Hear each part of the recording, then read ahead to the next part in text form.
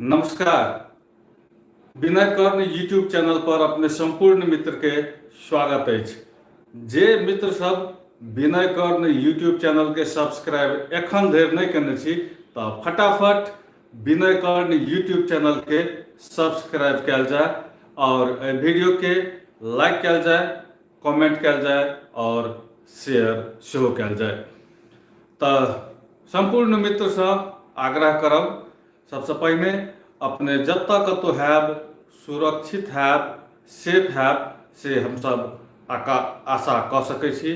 और आजुक चर्चा के जे विषय रहल अछि से विषय छी अखन के जे समस्या अछि ताहिसँ जुड़ल, और विषय के नाम कहब हम maintain social distance, to maintain social distance, fight corona, safe life. माने हम अहाँ सब गोटे समाज और तत्पश्चात हम सब कोरोना वायरस से लड़ सकै छी, एहि महामारी से लड़ सकै छी, एकरा हेरा सकै छी और जीवन के बचा सकै छी। तो आजुक यूट्यूब लाइव में एहि विषय पर चर्चा करब उपस्थित छी। हमरा आस अछि एक बेर विनय कर्ण यूट्यूब चैनल पर अपने संपूर्ण मित्र के स्वागत करैत आब चर्चा के कोरोना वायरस से बचबाक लेल और एकरा हेरेबाक लेल अपना सबके की करक चाही ताहि दिस चलब। अपना सबके सबसे पहले सोशल डिस्टेंस जे छै तकरा मेंटेन केनाइ बहुत जरूरी छै। यानी कि 1-1.25 मीटर के दूरी हमेशा एक दोसर से बना के राखी, एकरे कहे छै सोशल डिस्टेंस मेंटेन। तो अपने यदि कतौ ठाढ़ छी, कोनो जगह पर छी, तो 1-1.5 मीटर के दूरी हमेशा एक दोसर के बीच में बनल रहे। तो एकरा मेंटेन केनाइ परम आवश्यक छै। कियाक तो अपने सबके जानकारी हैत जे चिकित्सक सब बेर बेर सब गोटे से आग्रह कऽ रहल छथि जे अपने सब भीड़ भाड़ वाला जगह में नहीं जाइयो, भीड़ भाड़ से दूर रहियो, एकदम जिंदगी के बचेबाक लेल और समाज के सुरक्षित रखबाक लेल बहुत जरूरी छै अखन। तो अपना सब सोशल डिस्टेंस के मेंटेन करी के जे दूरी छै कम से कम 3 फीट से बेसी, 3 फीट से कम नहीं, 3-3.25 फीट यानी कि 1.25 मीटर के दूरी पर ठाढ़ होय से एकटा प्रथम। तकर बाद मास्क अनिवार्य रूप से सब गोटे प्रयोग करी।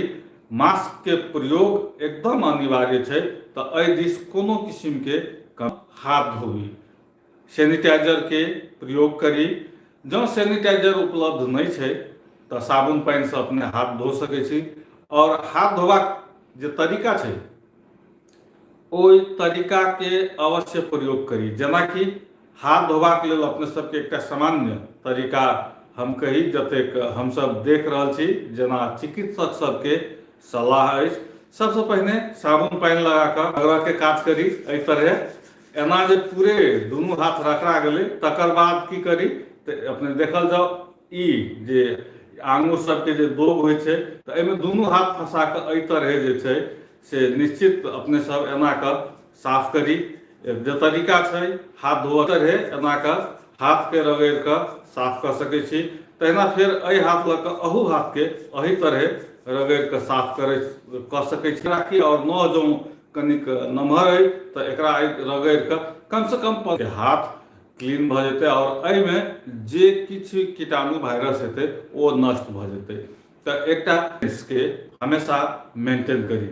क्या तो अपना सब अखन जे छै संकटकालीन अवस्था में छी और नेपाल सरकार अपने सबके जानकारी हेबे करत जे पहिल चरण में 7 दिन के लेल लॉकडाउन केने छलैया, यानी कि चैत 11 गते से 18 गते तक।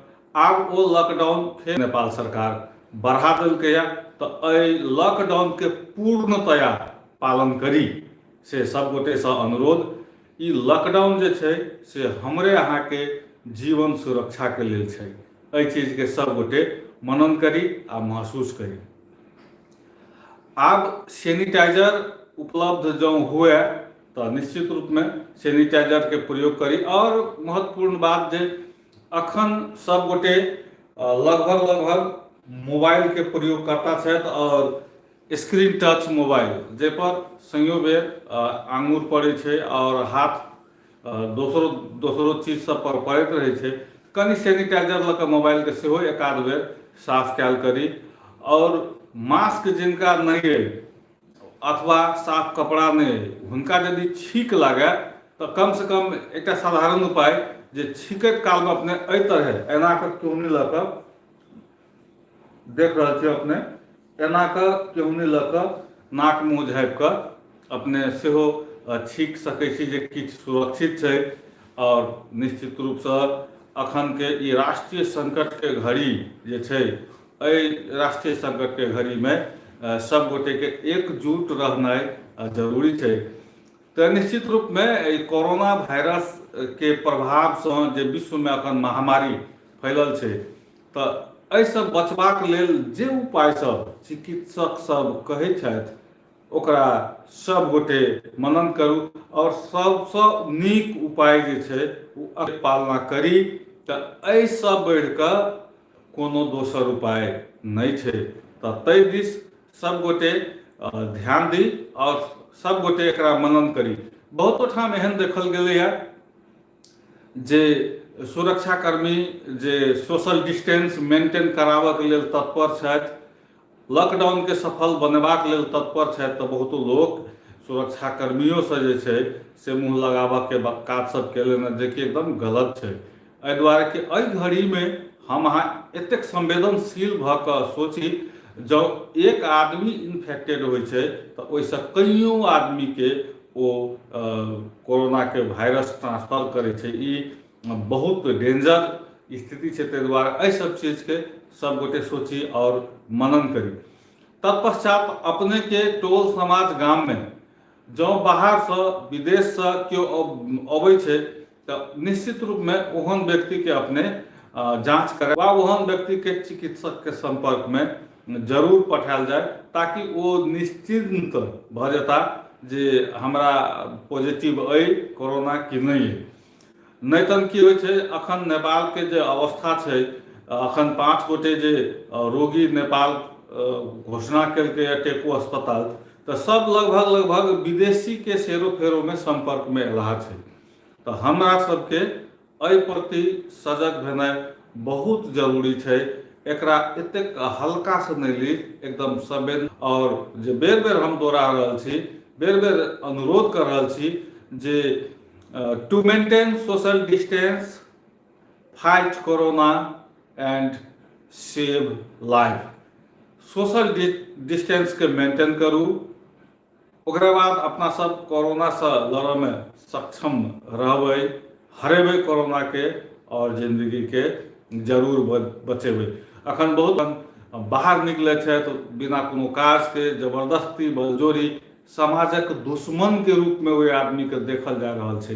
तो हम हाँ समाज के हित में सोची, समाज के दुश्मन के रूप में नहीं बनी से सब गोटे से आग्रह और अंत में संपूर्ण मित्र से अनुरोध करब जे मित्र सब एखन धरि विनय कर्ण यूट्यूब चैनल के सब्सक्राइब नहीं केने छी फटाफट विनय कर्ण यूट्यूब चैनल के सब्सक्राइब करी और वीडियो के देख कर अपन कमेंट अवश्य करी, वीडियो के लाइक करी, शेयर करी और सब गोटे सुरक्षित रही। पुनः एक बेर दोहराएब, to maintain social distance, fight corona and save life. नमस्कार।